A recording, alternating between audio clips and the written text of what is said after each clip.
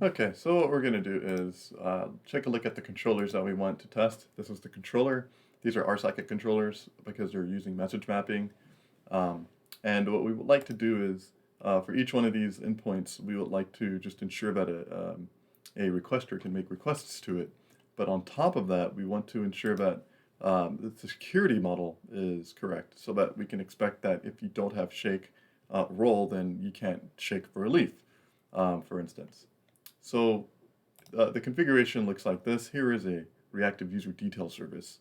It contains all of the usernames and passwords for this, hypothetical user application. Typically, you won't store them in code, but just for here, this is a proof of concept that I can actually show you guys.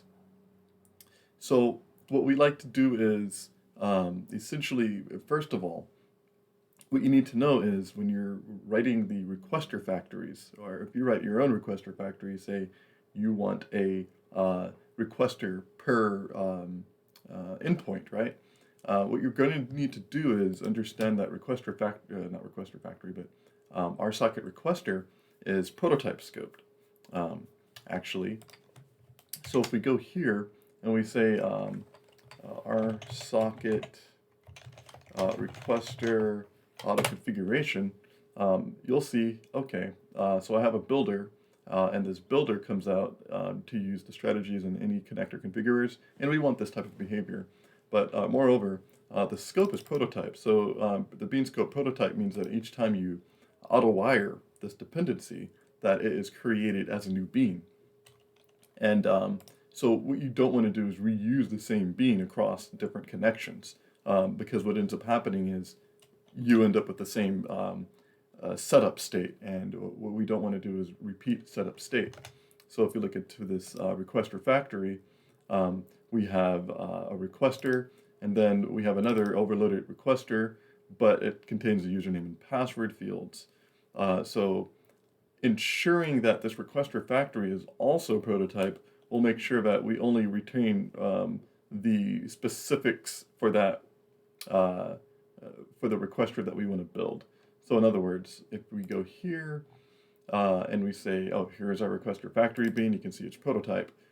So every time I ask for this particular bean, I will get a new copy of it, and it will be fresh. Now the problem is I didn't realize that.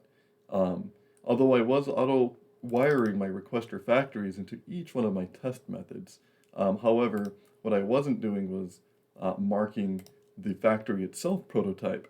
So what ends up happening is I get only one copy of the requester factory, which is bound to the one copy of the requester builder, and I'm using that requester builder across two different scenarios, and that wasn't working. So to show you the broken tests, and this took me just a second to do this, and let's go ahead and run. What would happen is if we didn't use prototype scope, and you see some of my errors have failed, and the reason why is simple. No setup metadata request is rejected. However, this thing actually returned data. And I didn't expect it. I said, hey, what's going on? Why is it returning data when it shouldn't? Then I realized that this is a requester factory that has already been configured with metadata. Or actually the requester builder had been configured with metadata. So that was the issue. The second thing was I tried and I said, oh, maybe we can just use, dirty's context and then restart the entire thing over and over and over. That works, but it slows down your tests a lot. So you don't want to slow down your tests. You want, if you have hundreds of tests, you're not going to want to spend 2 or 3 seconds on each test case. So that doesn't work very well. It doesn't scale well, at least. So solving this was just a matter of setting prototype. And now we have a new requester builder per requester factory, which means that we get new metadata, or no metadata, to the actual requester itself. We do have another problem, however, and this is a problem that we will look at later on. Returning back to Spring Security here. That is, I have a requester with incorrect password. Now, if I were to correct this and do the right thing, then it will work properly. However, when I have a non-correct password, this is where problems come up. We do have to figure where exactly this belongs. So what I'm seeing here is it's a closed channel, and I'm probably not catching an error, or I'm probably not setting up the specific handler for saying you've entered the incorrect credentials. So I'm getting a closed channel.